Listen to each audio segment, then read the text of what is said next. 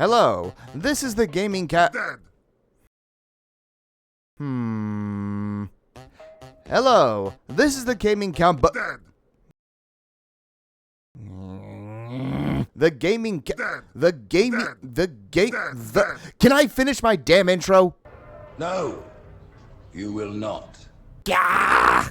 Halo 2.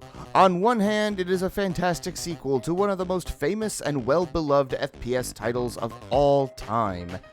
And on the other, it is a great simulation of what it is like to pull your nails out one by one until you can't stop screaming.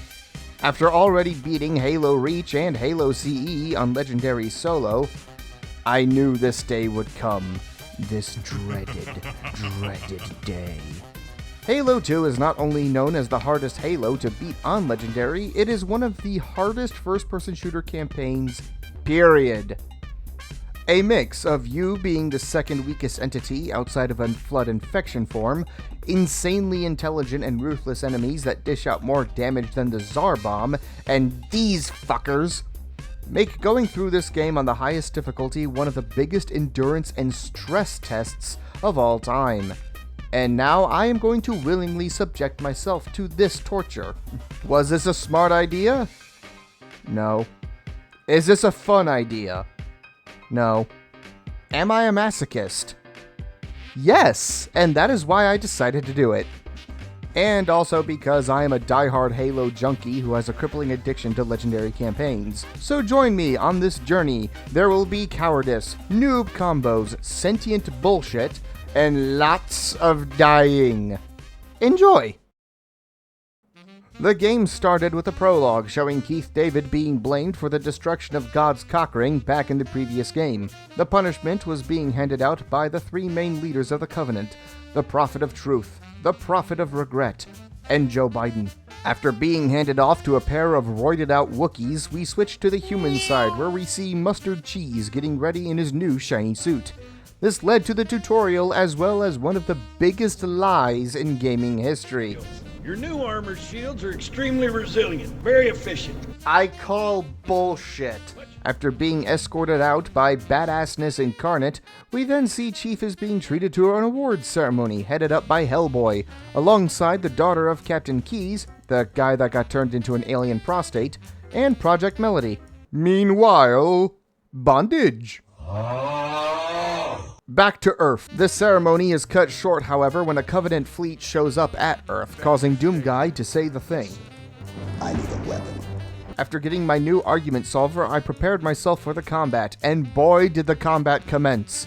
Gunfire, explosions, and flames ripped through the station like your average day in Chicago. Using the ever-helpful noob combo, literally the only viable strategy in the majority of this game, I made my way across the facility, making it to the first hangar bay. It was there I realized that, to my horror, the Covenant had incorporated clown car technology into their boarding craft, fitting more men inside them than Amaranth. This was also where I met my first unfortunate end. Oh god, there's a oh no! Oh. After returning to life and correcting my error, I was rewarded with a fireworks display that congratulated my victory. The second bay was cleared out with no real incident, and with fireworks signaling how awesome I am, I continued to make my way through the now war-torn station. There's one. Get stuck. Goodbye. Oh, fucking hell, that scared me! Lots of stuff involving murder happened along the way until I ran into my next real obstacle. Average Texas stableflies. This did, unfortunately, lead to a death by jump scare. Ah! Fuck! Oh, damn you! Once done cosplaying as an Orkin agent, I made my way to the arriving elevator, politely convinced the people on it to get off, and proceeded to make my way outside in front of the cannon that is clearly compensating for something. Swatting aside some elite rangers that I thought would be much more trouble than they actually were, I descended into the bowels of the cannon, where the Covenant had deployed a bomb that I needed to give back to them. Less than 30 seconds after I entered the room, I suffered death via acupuncture. Oh, I'm so dead, yep. Once the room was cleared, I was gifted with one of the best cutscenes in gaming ever.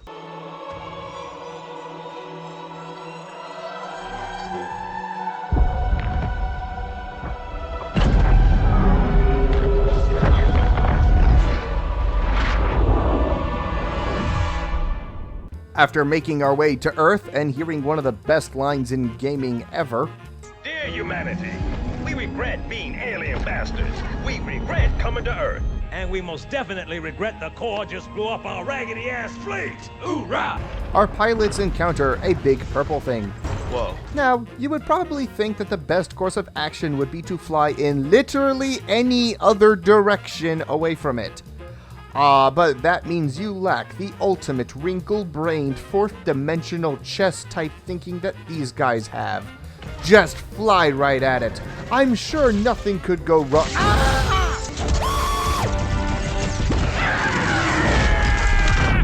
This landing experience was provided to you by Boeing. Blink if you can hear me, Chief. Shake it off, Marines! Clear the crash site. Stepping into the courtyard, I began my fight against the invading Covenant forces. This section is known for being tedious with the number of enemies you must fight off. And it still is. Oh god! Okay. This is also where I began to hear a sound that would send me into a panic every time I heard it. They do now. Oh god, they're here already, no. While this section did drag on longer than an episode of Star Wars Acolyte, it did eventually reach the finale with my first Hunter encounter. Now, this was going to be easy. Halo CE and Halo 2 Hunters are jokes to take down. There is no way that... Okay, what? Ahem. I said that this was going to be easy. And it was. There was no death at all. You saw nothing.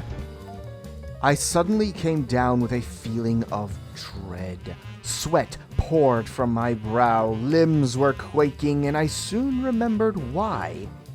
This fucking alleyway. If you are wondering why this one section was gonna make me angry, this is why. Fuck! Fuck! I wasn't... Oh my god. Wait, shit! Oh, I forgot about that one. Okay, Wow! Once the alleyway of death was completed, I finally got a chance to get a vehicle and promptly gunned it down the beach. I gunned it down the beach and into the tunnel.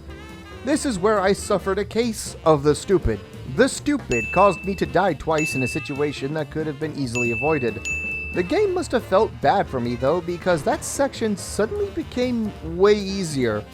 It was not until I went back through during my editing that I noticed why. Continuing my way down the tunnel is where my case of stupid decided to rear its ugly head again. Why did I do that? Why did I do that? I'm making my mistake and I'm running. I made my mistake and I'm running with it. Literally, because my dumbass hopped out of the car. Eventually, I got lucky and GTA'd a ghost from this split-lipped fuckface. After that, it was just a drive through the tunnel to the end with one really close call. Shit, go, go, go, go, go. Holy shit, did I make it? Woo! Once more, after listening to some more of the best dialogue from Mr. Will 100% Steal Your Girl. Usually the good Lord works in mysterious ways, but not today. This here is 66 tons of straight up HE spewing divine intervention. If God is love, then you can call me Cupid. What about... I jumped in this tank, rolled across the bridge, and blew up any son of a bitch dumb enough to stand between me and the Prophet of Regret. These Marines would have to pull it together though, because they were going with me. This section is still one of my favorite tank sections in all of Halo. After dealing with the rest of the Covenant resistance on the bridge, I decided to make the tank section a little longer.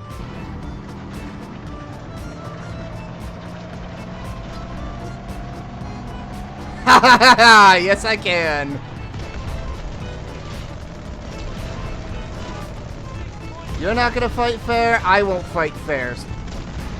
Trivializing that encounter, I made my way to a garden park thingy jammed full of nightmare fuel. This was another one of those tedious sections of just standing and carefully JFKing anything that was not human. It filled me with joy, however, to see that the Chucklefuck in the Goss Hog had somehow survived. And then he died. After jacking another elite, not like that, I sped past the rest of their crew and to my next challenge. 3 wraiths were blocking my way to the next section, and to make it worse, they were backed up by 2 jackal snipers. I decided to use the bold strategy of hiding in the back like a bitch and slowly whittling them and their reinforcements down with a ghost. While slow going, it was actually working. Nothing could stop the— No! Attempt 2 was actually successful and led to one of the coolest sections ever, boarding the enemy walker while heavy metal blared in the background. Any of the guards, I can't.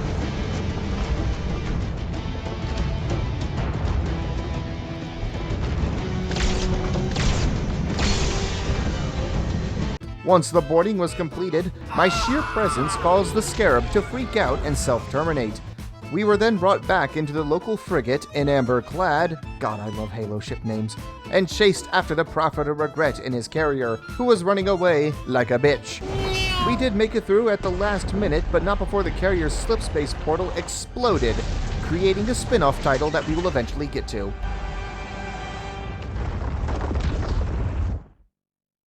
I then realized something at the end. No. Wait, really? Yeah, okay, wow, I actually only died once. This, combined with the far lower number of deaths I received in Outskirts than I expected, gave me a newfound sense of confidence. Maybe this playthrough would not be so bad. Maybe I was worrying for nothing. I'm just that good. Let's see how long it takes till that feeling goes away.